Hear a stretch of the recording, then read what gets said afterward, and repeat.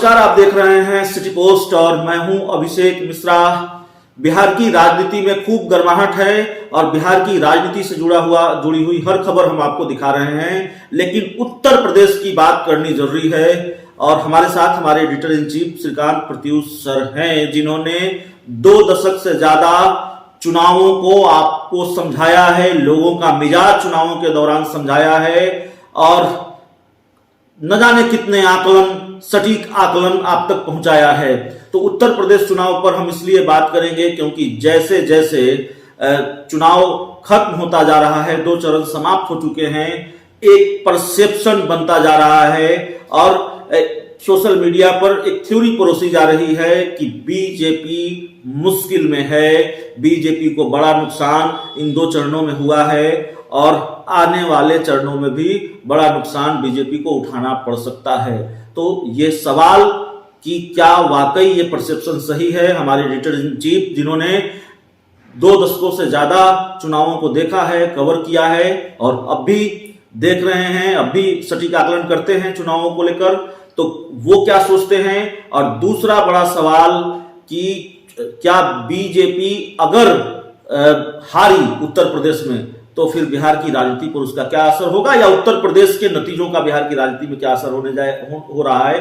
तो सबसे बड़ा सवाल यही है सर कि जब उत्तर प्रदेश के चैनलों को ऑब्जर्व करेंगे या जिस तरह से अखिलेश यादव ने माहौल बनाया है, तो ये कहा जा रहा है कि बीजेपी को पहले चरण दूसरे चरण में भारी नुकसान हुआ है और आने वाले चरणों में भी बीजेपी को भारी नुकसान उठाना पड़ सकता है। देखिए, उत्तर प्रदेश के 35-36 साल के चुनाव के रिकॉर्ड को आप देखेंगे, चाहे राजनीति के इतिहास को देखेंगे, तो आपको पता चलेगा कि उत्तर प्रदेश में दोबारा मुख्यमंत्री बनना थोड़ा मुश्किल काम रहा है और लगातार 5 साल का टर्म पूरा करना, फिर से सरकार बना लेना संभव नहीं हुआ है।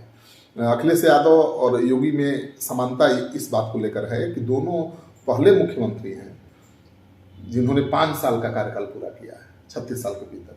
तो मुझे लगता है कि योगी का तो राज है ही, अभी चुनाव हो रहा है, तो अखिलेश को उम्मीद होगी कि फिर से वही परिपाटी दोहराई जाएगी और एक बार फिर से उनको सरकार बनाने का मौका मिलेगा। योगी दोबारा सरकार बीजेपी की नहीं बना पाएंगे।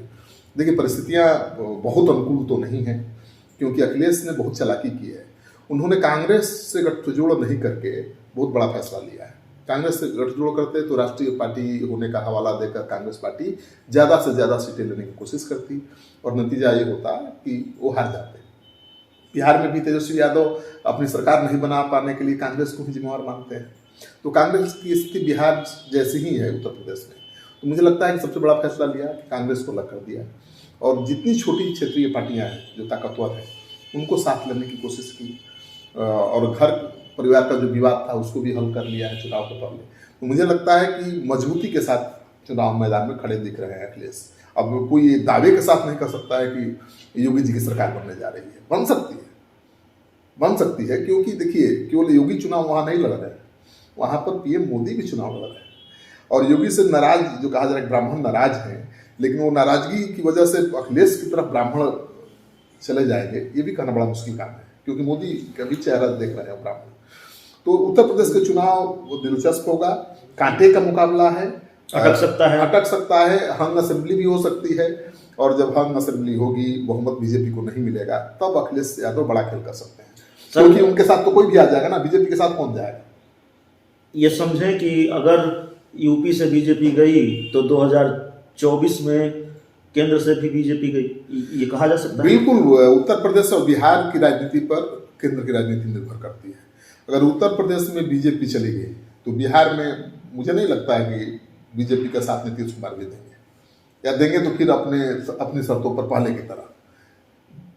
तो अभी जो है यहाँ खेल बराबरी का नहीं है बिहार में।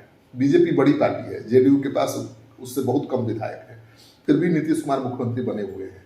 लेकिन जो पहले रुतबा था नीतीश कुमार जी का और जिस तरह से अपने हिसाब से वो काम करते थे, नहीं कर पा रहे हैं। मुझे लगता है कि बीजेपी अगर उत्तर प्रदेश में हारती है तो नीतीश कुमार हावी हो जाएंगे या फिर ये गठजोड़ टूट जाएगा।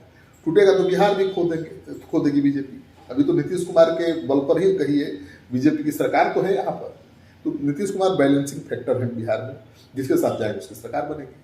तो नीतीश कुमार तो मुख्यमंत्री बहुत दिन रह चुके हैं, अब उनको क्या लालसा है बार बार मुख्यमंत्री बनने की? 17 साल हो गया और 3 साल है नहीं, अभी 20 साल तो मुख्यमंत्री रहने के बाद कहाँ कोई चाहता है कि हम फिर मुख्यमंत्री बने? तो राष्ट्रीय राजनीति का सपना भी देख सकते हैं, अब देखते ही रहे हैं, और उसमें उनमें दमखम भी है। राष्ट्रीय राजनीति में वो अपना किस्मत आजमा सकते हैं।